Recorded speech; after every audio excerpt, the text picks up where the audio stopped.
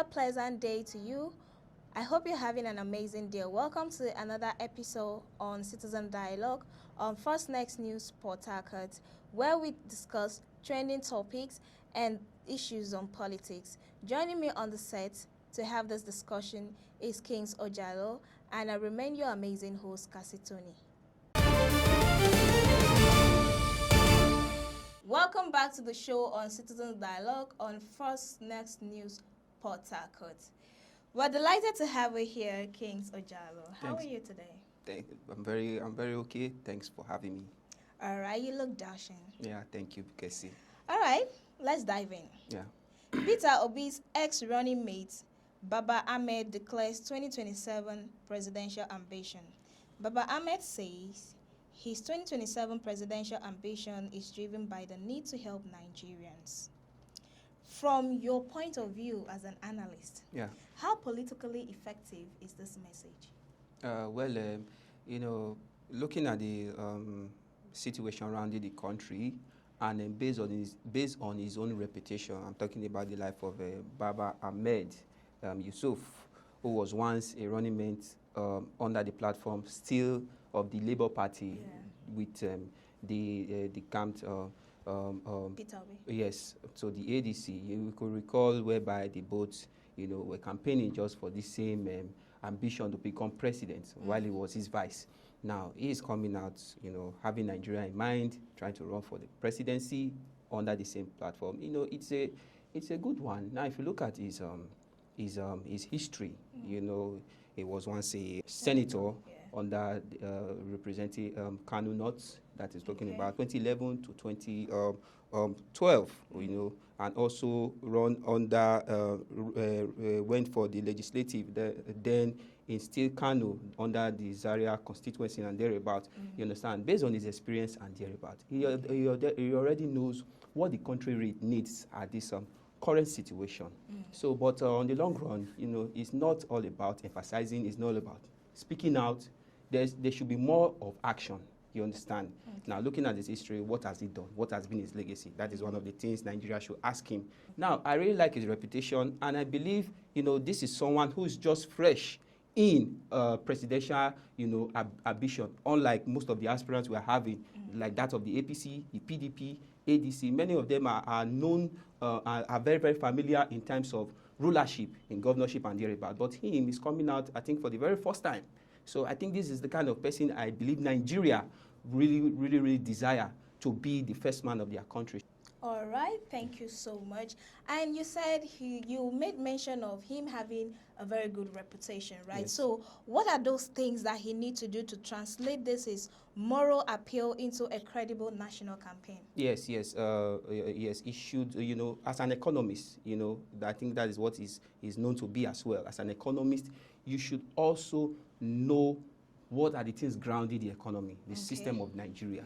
You understand? Because we've had a whole lot of economic setback in terms of lower GDP, in terms of food hike, house hike, thereabout. You understand?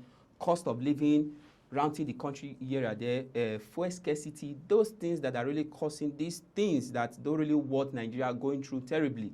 You should really look at it and put an end to the menace happening in the country. All right, thank you so much, Kings Ojalo. Moving on to the next story. Labour Party unveils 2027 plan after Obi exits. Slam Otti saying he once begged them for a ticket. With Labour Party unveiling their plan for 2027 after Peter Obi has left them and suspending Otti over alleged arrogance and misuse of resources. How does this internal conflict, this problem that is going on in the party, and their disciplinary actions affect the party's credibility, unity, and chances in the upcoming presidential election? The suspension matters that concern Alex Otti. You could recall, whereby he was accused of being participating in an anti-party matter, trying to support one of the local chairman candidates then in I think early last year concerning the local government chairmanship campaign, and making one or two conduits in the party system. Yes, I'm not trying to support the governor right now, defending him. But at the same time, at the long run, we should look beyond party system and see what an individual, is a city governor. Yes. You understand? And a city governor has the right to interfere in a matter that concerns, the welfare of the state and the well-being of his people. You understand? Yes. Be you in any political party. You understand? Yes, I'm not also in the side whereby he neglected his own party candidate and wait for. He might have his own reasons which has not been stated, which nobody knows. But at the long run, you understand, trying to suspending him or waiting for an apology, just as what the vice chairman talking about Ayo said, that he must apologize first to the public before his suspense will be lifted. And the governor himself has even said that suspense is laughable. He doesn't even remark this as a suspense because from the look of his administration in Abia State, he's doing well. Yeah. His citizens are commending him thereabout. Even the federal government has given him kudos. Okay. So you're trying to criticize him based on internal conflict and thereabout is uncalled for. I think there should be a reconciliation because 2027 is just at the corner. So if this internal conflict persists, definitely it will break the ambition of anyone who is campaigning for the presidency, and it will affect them. If peradventure Otti apologizes to the party, would they consider him as a running mate? Well, that will be decided by the stakeholders in the party. You understand? I think Otti has not really come out to say he wants to contest for a presidential ambition. He has informally said it. Probably it hasn't really been formalized. It hasn't really been carried out, by the media houses and thereabout. So we are not sure. So looking at Kuti as considered to be the running mate under Baba Ahmed Yusuf, well, that will be a future emphasis for Nigeria to know. But for now, we are still hoping to hear that but on the long run, it will be a good thing. Okay. You understand? If Alex Otti raises ambition to become a vice president under his colleague, that we're talking about the life of Baba Ahmed Yusuf. Thank you so much. Thank you, Casey. We'll take a short break now, but when we return, we'll bring you the headlines on Ireti Kingibe criticized Wike for not following the rule of law, though she said it is not personal. So stay tuned. Welcome back, still on the show on Citizen Dialogue on First Next News Port Harcourt.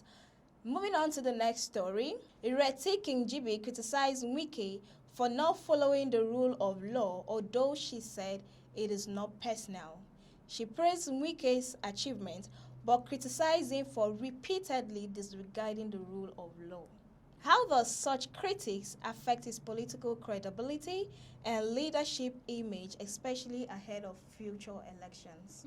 Well, the legislator has really made it clear. We're looking at the recent movement of the FCT minister is enough for one to really go with our emphasis. You understand? This is someone we expect as a city minister of the FCT who is supposed to be going for regular consultative meetings, with his fellow legislatives, cabinet and thereabout in the FCT. We all know that the FCT, is a place where the federal level and all federal legislatives takes place. You understand? Everything that concerns the welfare of the country is coming forth. So you are the city minister of that area. You ought to, you understand, make sure everything is put in order, especially at this crucial time. But going about your hometown, local government to local government, making critics, criticizing the sitting government, other individuals, thereabout, of course, you've broken the rule of law. What else do we want to see in that? It's a clear statement she has made. I think the FCT minister should be called to order by whosoever have the sole power to do so. And I believe that should be from the federal government, to make things right, rather than leaving him, taking straight measures on people that it might affect anytime soon.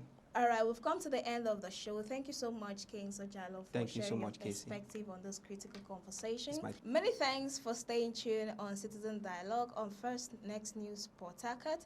Stay informed, stay engaged, and do have a blessed day.